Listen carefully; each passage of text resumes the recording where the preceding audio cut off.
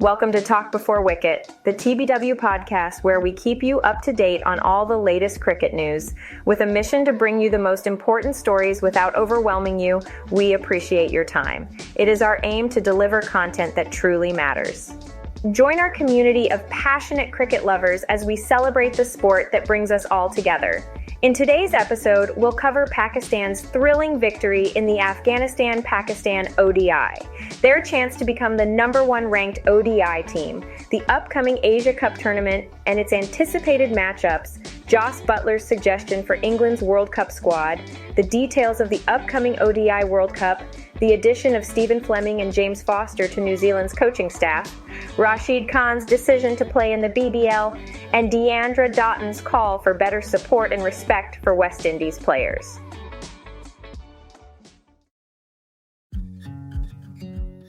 So we're back for another thrilling clash between Pakistan and Afghanistan in the ODI series. It's like a sequel to last year's Asia Cup finale, which was an absolute nail-biter. Remember that incredible victory by Pakistan where Naseem Shah played the hero? It was like something out of a cheesy script, but it happened for real. But things have been heating up between these two teams, both on and off the field. Naseem has been involved in some controversial moments, like his fiery send-off to Ramanullah Gurbaz during the Lankan Premier League. And now, after Afghanistan's dismal batting performance, Naseem couldn't resist taking a playful jab at the Afghan bowlers in an interview. Classic Naseem. Now the focus shifts to the current match. Afghanistan seem to be in a dominant position, but we all know that in this rivalry, anything can happen until the final ball is bowled. Shadab Khan, the experienced campaigner, knows this too well. He's playing a patient game, trying to see off Afghanistan's spinners and waiting for the right moment to accelerate. And it all comes down to the final over, with Farooqi bowling to Naseem once again. There's tension in the air, but Naseem doesn't want to lose. He's determined to prove himself against Afghanistan and Farooqi, and what do you know? He hits a crucial boundary off the first ball, increasing the pressure on Afghanistan. The chase gets intense, but fate smiles upon Naseem as he edges one past the fielder for a boundary. Victory is theirs. Naseem celebrates in his trademark style, tossing his helmet and gloves in the air. His teammates rush to congratulate him. It's moments like these that make this rivalry so special. The targeting of Naseem will only get more intense after this, but he's ready to face the challenge head-on. Just like a superhero in a blockbuster film, he's here to save the day. And maybe that's why superhero movies continue to be a hit at the box office. They capture that indomitable spirit, that never-say-die attitude that makes sports so thrilling. So buckle up, folks, because Naseem and Afghanistan are about to give us another chapter in this epic saga. Get ready for more drama, more excitement, and surely more superhero moments on the cricket field. This thrilling one-wicket victory over Afghanistan in Hambantota, sealing a 2-0 lead in the 3-match series, has propelled Pakistan's one-day international ODI team rating dangerously close to dethroning Australia from the top spot. In fact, if Pakistan manages to defeat Afghanistan once again in the final match, they could overtake Australia and become the #1 ranked ODI side in the world as early as Saturday. This achievement would undoubtedly buoy Pakistan ahead of the upcoming 50-over World Cup, where they are considered among the favourites to clinch their second title. Let's talk about this year's Asia Cup. It will be a 50-over tournament starting on August 30th, just over a month before the ODI World Cup in India on October 5th. The Asia Cup is the biggest international limited overs tournament in Asia, played between the top teams in the region. It has been held 15 times since its inception in 1984. Sri Lanka is the current champion, having defeated Pakistan in the 2022 final. Sri Lanka has won it 6 times, while India has won it 7 times and Pakistan twice. This year, the participating teams are Afghanistan, Bangladesh, India, Pakistan, Sri Lanka, and Nepal. Nepal will be making its debut in the Asia Cup after winning the ACC Men's Premier Cup in Nepal earlier this year. The tournament will have 2 groups, with the top 2 teams from each group progressing to the Super 4 round. The final is scheduled for September 17th. Pakistan and Sri Lanka will be the hosts for the tournament, with Lahore and Multan hosting 4 matches and Palakkala and Colombo hosting 9 matches, including the final. India and Pakistan last played an ODI in the 2019 World Cup in England. They are likely to face each other twice in the Asia Cup, once in the group stage and potentially in the Super 4 round. Other exciting rivalries to watch out for include Afghanistan versus Pakistan and Sri Lanka versus Bangladesh. The matches will start at 2:30 p.m. Pakistan time and will be broadcast on various networks, including Star Sports in India, PTV Sports and 10 Sports in Pakistan, and T Sports and Ghazi TV in Bangladesh. Let's dig a little deeper into the challenges faced by the teams participating in the Asia Cup. Starting with India, their key players like Rahul and Iyer have returned to the squad, but a question mark remains on their match fitness. Although, with the likes of Hardik Pandya and Ravindra Jadeja, they no longer need a batter who can bowl. However, their biggest concern is that their main bowlers lack the ability to hit crucial boundaries, like we saw Naseem Shah against Afghanistan. Their specialist bowlers severely limit the risks that the top 7 can take. This has led to the inclusion of Shardul Thakur and Axar Patel, who will likely play as the number 8, depending on the conditions.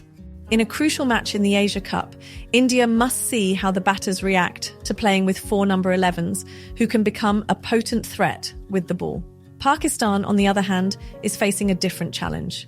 They've had very little game time, playing only 28 ODIs since the last World Cup. Moreover, their opposition has not been of the highest quality, with several matches against teams that failed to qualify for the World Cup. Their ability to perform against stronger teams will be closely examined. Afghanistan has shown improvement and has the potential to challenge any team in the Asia Cup. However, past defeats in previous tournaments, especially against Pakistan, may have left scars. Their performances against Pakistan before the tournament will be crucial in assessing their progress. Bangladesh faces a dilemma of whether to play 7 batters or 8. They can play an extra specialist bowler or batter, and the choice will depend on the match situations and results in the Asia Cup. Sri Lanka, known for their strong bowling, has struggled with their batting. Their top order lacks dynamism. If their key player, Dasun Shanaka, fails, they struggle to finish strong. Their bowling alone may not be enough against strong batting lineups like India, Pakistan and Bangladesh. Furthermore, it seems highly unlikely that Dushmantha Chameera will be able to participate in the upcoming Asia Cup. On top of that, it appears that Wanindu Hazaranga may also miss out on the group stage matches.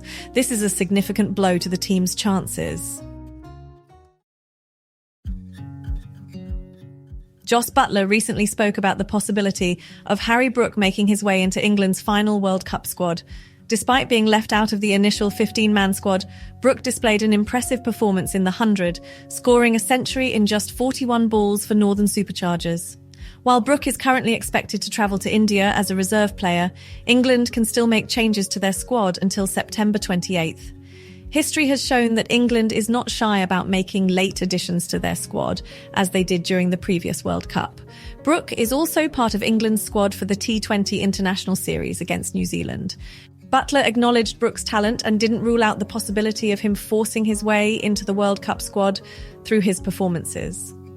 However, Buttler noted that the return of Ben Stokes as a specialist batter adds complexity to the selection process.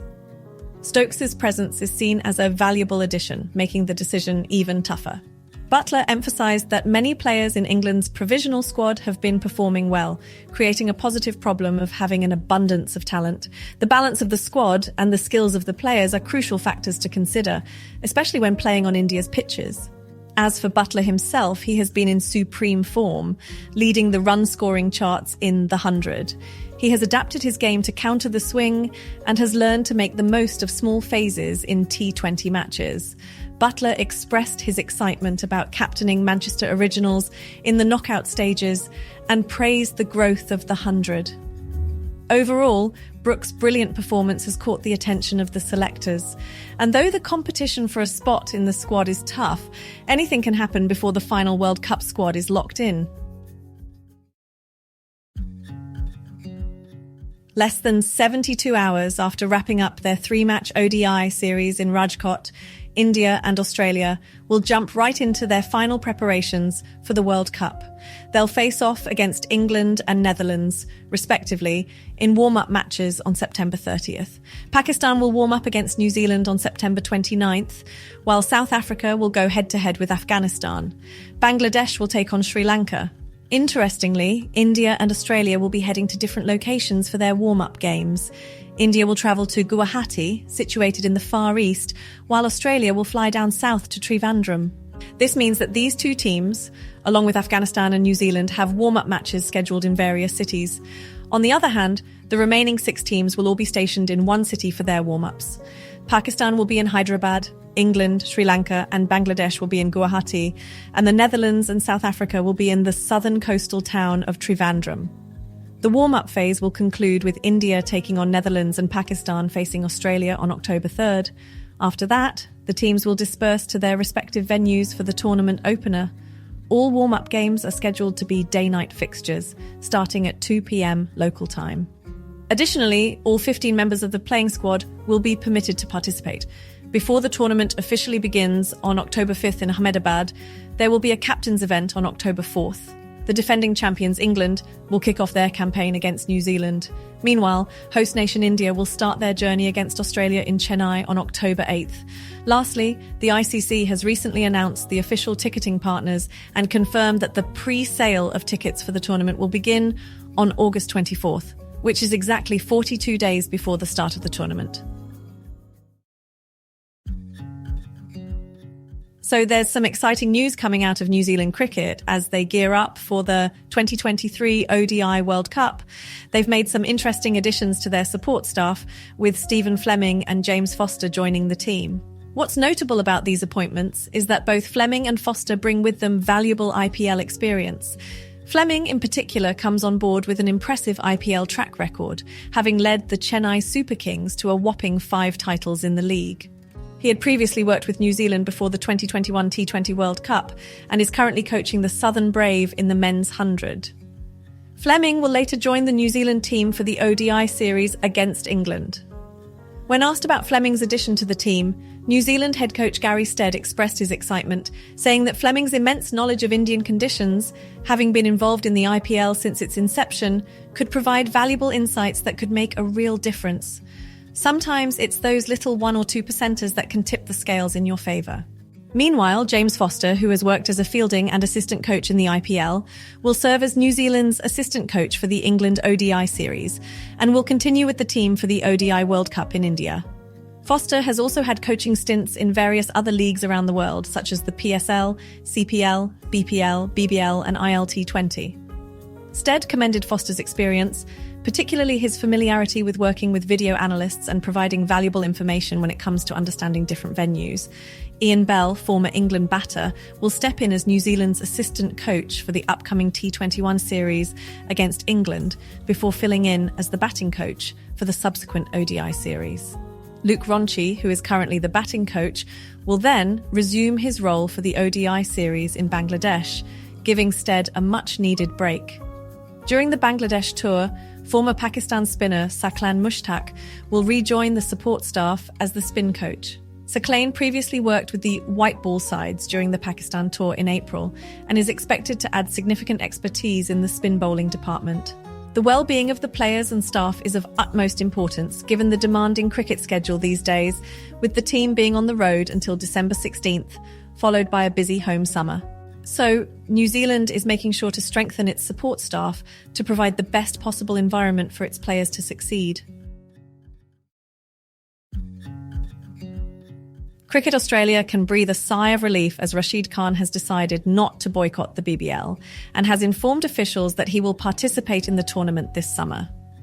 Earlier this year, Rashid caused a stir when he threatened to withdraw from the BBL due to Australia's refusal to play against Afghanistan on human rights grounds. The decision was made because of the Taliban's ban on educating girls in the country. Expressing his disappointment at Australia's withdrawal, Rashid stated, "If playing Afghanistan is so uncomfortable for Australia, then I wouldn't want to make anyone uncomfortable with my presence in the BBL." However, it seems that Rashid has had a change of heart. Although the official list of players for the overseas draft has yet to be released, sources indicate that the 24-year-old has nominated himself for the tournament. Cricket Australia had already made it clear that they stood by their decision to skip matches against Afghanistan, but they welcomed Rashid and other players from the nation to participate in the BBL. In addition to Rashid, who is undoubtedly one of the biggest stars in the tournament, fellow Afghan players Mujibur Rahman, Noor Ahmed and Ijarul Haq Naveed have also nominated themselves for the draft after playing in Australia last summer. In other news, the lucrative ILT20 will begin on January 19th next year, allowing most of the BBL's overseas stars to participate in most of the Australian regular season. David Warner has signed up for the competition, but his availability will depend on clearance from Cricket Australia and scheduling that doesn't clash with BBL or national commitments. Former international cricket star Deandra Dottin recently spoke out about the need for better respect and resources for players in West Indies cricket. In an interview on the Ladies Who Switch podcast, Dottin highlighted the issues within the board and the lack of support for players to perform at their best. She emphasised the importance of creating an environment where players feel comfortable and have the necessary resources to improve. Dottin retired from international cricket a year ago, citing issues with the team environment. However, she has continued her cricket career by playing in franchise tournaments around the world. She believes franchise cricket provides better opportunities and support for players than the West Indies cricket structure. Dottin mentioned her positive experiences playing for different franchises and expressed her desire to be the best in the world. She called on the West Indies Cricket Board to learn from the approaches taken by Australia and England, where players are developed and supported throughout their careers. Dottin stressed the importance of showing respect to players, even after they retire from international cricket. She stated that players should not be discarded after they have given their best to the team. Dottin also mentioned the financial aspects of the game, highlighting the attractiveness of franchise tournaments that offer significant financial rewards for players. She believes that the structure, respect, and care for players in West Indies cricket need to be improved. Despite her own challenges with the Gujarat Giants in the Women's Premier League, Dottin remains optimistic about the future. She expressed her excitement about returning to the WPL next year and continuing to play in franchise tournaments around the world. Dottin emphasised the importance of individualised fitness benchmarks and expressed her hope to be part of various franchises while managing her own fitness. Overall, Dottin's plea for better respect and resources for players in West Indies cricket serves as a reminder of the need for improvement in the game and the importance of supporting athletes throughout their careers. In today's episode, we discussed Pakistan's thrilling victory over Afghanistan in the ODI, their chance to become the #1 ranked team, the upcoming Asia Cup with exciting matchups, the dynamics of England's World Cup squad, warm-up matches for the teams, coaching additions for New Zealand's ODI World Cup, Rashid Khan's decision to play in the BBL, and Deandra Dottin's call for better support for West Indies players. Thanks for listening to today's episode. I'll see you guys at the next one, and don't forget to like, share, follow, and subscribe to Talk Before Wicket.